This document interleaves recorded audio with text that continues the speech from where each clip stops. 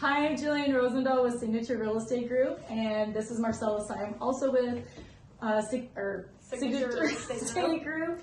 Sorry, I can't talk today. And today we have John Roussel here with iServe to talk to us about the market here in Elko and just generally everywhere. So take it away, John. Take it away.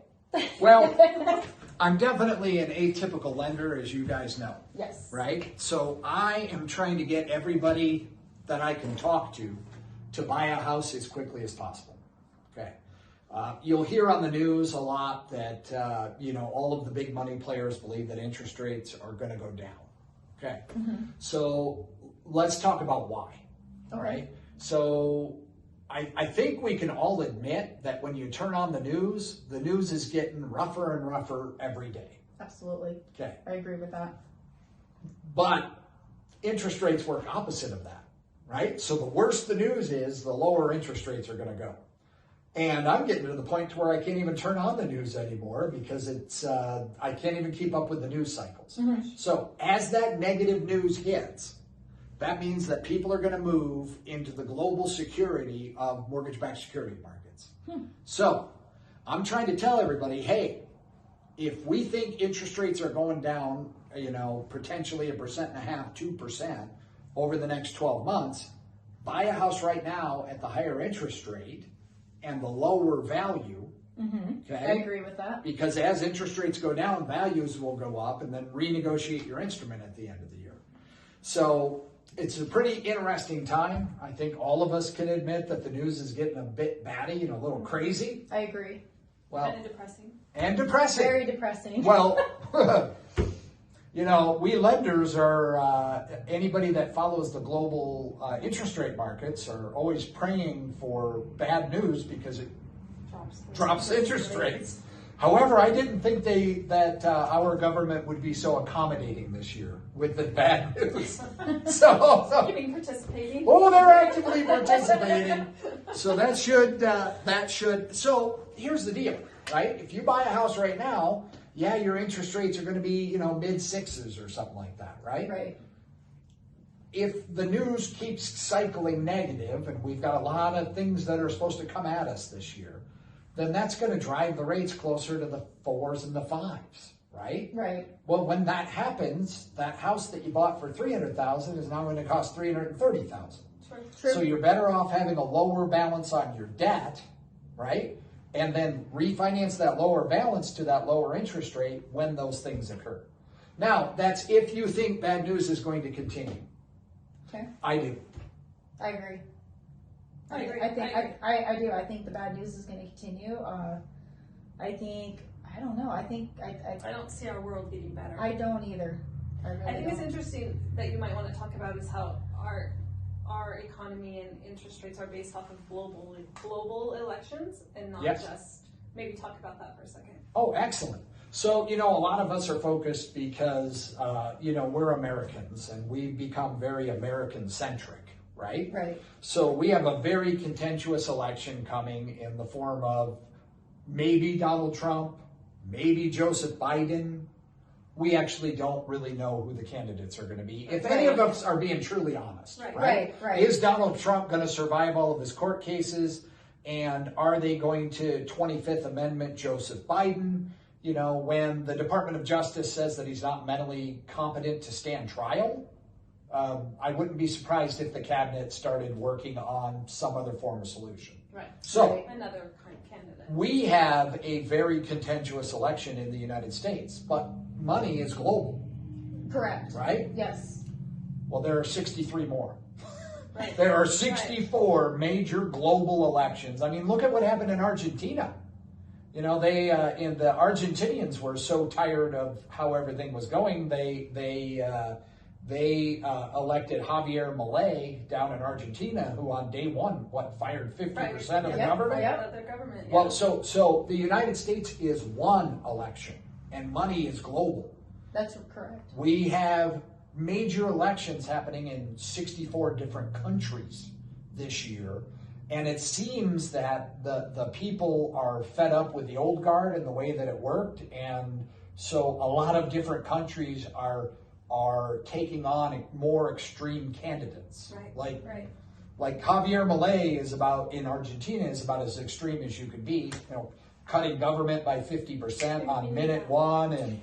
And so if we think it's going to get a little crazier and a little more insane, Yep. globally, especially here in the United States, then that's going to point to lower, longer-term interest rates, significantly lower. Yes. So while I hate keeping up on the global news, right, because Yep. it can be depressing, I keep up on it because it will drive interest rates in a lower direction. And that's what all the trillionaires are betting, right? Right. So I like to follow the trillionaires. What's going on in the futures market? I'm just some low-level guy. What are the trillionaires up here? Right. Well, Right. they're betting that the interest rates are going to be significantly lower, right? That's between 4 and 6 interest rate decreases by the Federal Reserve is what a lot of them are betting in the futures market. So, Right. yeah. I'm guilty of not turning. It's so depressing, the news. I just even watching it globally, like just watching what's going on globally. It's so depressing. I just turned it off because it's irritating. But I definitely understand like why stuff happens, and I agree. I think things are only going to get worse. Right. Yeah, I have a unique perspective, okay?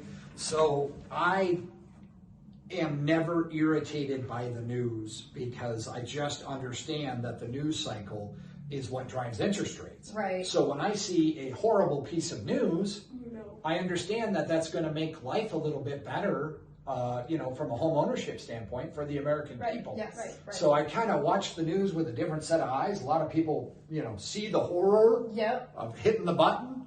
And to me, I'm like, well, that's going to, affect home ownership. That's going to affect interest rates. So maybe I'm a little detached from the horror of the news because I'm looking at it through an economist's eyes. Right. But I see it a little bit differently. Right. I do. I'm excited for interest rates to go down, and I totally understand that. And it's not even just interest rates, just the economy in general. Prices need to come down. Like food's outrageous here in the United States, and it all plays a part of what's going on globally. And I don't think a lot of our viewers and a lot of people here in Elko or Nevada or just in the United States in general really understand that. Correct. So I really appreciate you coming and absolutely. talking about that, because I didn't know some of that stuff, and I learned some stuff today. I don't know. What about you, I Marcella? absolutely learned stuff today. Yes. Yes, I've been tracking the global markets now for like 27 years. So while bad news seems bad, from a monetary standpoint, it's not. Right. Now, we do still have to handle quite a bit of inflation. So I wished we could talk our congressmen in both parties to stop spending at such a cycle. Right? Whenever the Federal Reserve prints money in order to provide those bills passed by our congressmen, that helps to drive up inflation. Unfortunately, in the last 2 years, we've done a huge printing cycle, right? The Congress passed a number of acts coming out of COVID, right? And we spent trillions of dollars, but the problem is we were also just coming out of COVID. So our production costs haven't been fixed. Then we had, hyper spending fiscal policy, and that led to the inflation of where we are today. Now our supply chain issues are coming along, and if we could just get both parties to maybe stop spending money at such a clip, that would help to start to counteract some of the inflationary woes that we're all feeling. I mean, every one of us. Yes. Right? Look at credit card debt. Oh, yes. Nationally, like you can see that people are feeling it by using their credit cards instead of money. Yeah. Yes. So I'm hoping that, maybe some grocery prices will start to come down because part of the supply chain is the lower gas prices that we are currently experiencing. Now, I don't actually like that we're experiencing lower gas prices. I'm one of the few Americans that says, well, the gas prices are coming down because we took sanctions off of Iran, and now Iran's causing all kinds of problems. Right. I would like to maybe do it from a different point of view. Right. However, lower gas prices will cause less expensive groceries because those groceries must be driven to the stores. And part of the big transportation costs to the grocery stores is going to be, the lower gas prices. Hopefully that helps to counteract inflation. And I know I could talk forever. This stuff is so boring to John Q. Public, but I love it. It's good information though, like people need to understand that there's trickling down effects from other things. It's not all just from one. right. It's not just our interest rates don't just come from one thing in the world or in the United States, and our inflation doesn't come from just one thing. It's all. Well, yeah, I mean, so I look at global politics. Mm-hmm. So here's another great thing that's happening for us in America is Chinese real estate is imploding. Right? Yeah. They are having a similar crisis to as we did in 2008. Right. So guess what? As the global money comes in, right? Mm-hmm. About 25% more money is coming back into the mortgage-backed security markets because they're not going to invest in Chinese real estate like they did in the last cycle. Exactly. So a lot of the money that was earmarked to China, is going to come into our U.S. real estate in this cycle. Yeah, that's exactly right. Because we don't know where the bottom of Chinese real estate is going to be. Right. So, Right. yeah, a lot of the global geopolitical money that must move to a safe investment. And here's why it's a safe investment. Okay. So if you buy an individual stock and that company fails, what do you get? Nothing. Big old goose egg. Okay. So in the mortgage-backed security market where they pool mortgages, okay, you buy basically what would be the equivalent of a stock into that portfolio, okay? Right. Mm-hmm. Well, if the individual homeowner goes belly up, you have that asset of the real estate to sell and recoup the costs. Right.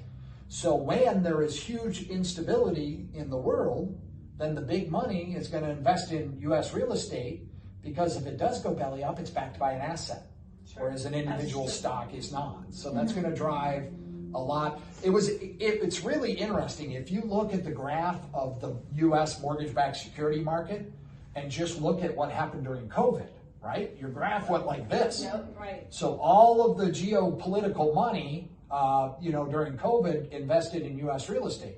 And then as soon as the pandemic ended, all the money left our markets and went to more profitable things. But when there's craziness in the world, they come to the U.S. real estate market, which will drop our interest rates over time, and subsequently also take up the prices. Right. Definitely, our prices are going to rise. Yeah. For sure. Now is the time to buy, like you said. Yep. Yeah. Now is the time to buy. If we can get houses on the market, it's time to list your house and time to buy a house. Yep. Yeah, that will also drive up prices, right? We have the millennial generation have now, for the most part, the millennial and Y generation have become homeowners populace. Right? Well, that combined generation is statistically much larger than the baby boomers. Right. So we haven't caught up on our supply of homes that we need coming out of the COVID crisis anywhere in the United States, right?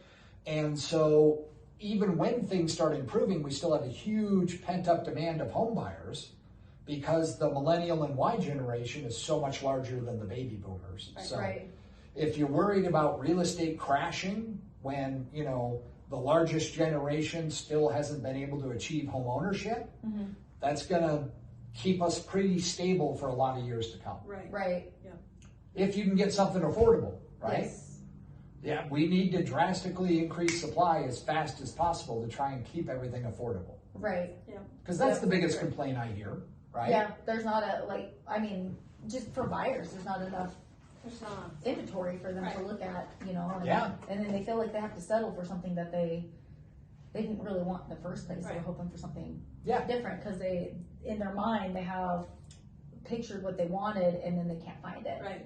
And like not knowing what day we're gonna post this, but today in our market, we only have in our area 94 homes on the market. So compared to other places, that that is not a lot. And if you have 94 homes on the market, you're going to have multiple offers or no offers. Yeah. And that that's huge. Yeah. So, yeah. Agreed. Real estate is going to stay, the demand for real estate is going to stay high for quite a few more years. Yeah. Right? Quite a few more years. Especially in the face of, we haven't handled our inflation yet, so you still have escalating rents. Oh, rent is Rent ridiculous. is, Right. yeah, I was gonna say, Not rent is rent. ridiculous. Well, we're starting to find this perfect curve where, you know, the rates are in the mid sixes and starting to come down a little bit. And now with where most people can buy a house, you're actually buying at a mortgage payment a little bit less than rent. Right. Right. So we finally turned a corner to where, hey, it's a good idea to get into a house. And also, when you buy a house, you're insulated from future inflationary concerns because you're fixing in your monthly payment. Yeah. And you're building equity. Building equity, Yeah. it's an investment. Right. Like owning a house is an investment. Building your own portfolio by owning a home. Yeah. So that's important to do so that you're not just, For sure. it's not just your 401k, you need to have other stuff. Yeah, plus I'm an anti-globalist, and if they tell me you'll own nothing and like it, then I'm going to buy. Right. Right. I need to buy a house. Right? I'm not going to look at old Klaus Schwab and say, I'll own nothing and like it. I'm going to go buy a house. Let's be honest. Yeah. And Right. then, yeah. Yeah. For I sure. mean, yeah, so for those of you out there, there's 94 houses on the market. It's time to buy before, you know, why these prices are cheap. So with that said, Yep. Thank you so much Yeah, for your John, how time. can Yeah. they get a hold of you? You can always, I have one great phone number.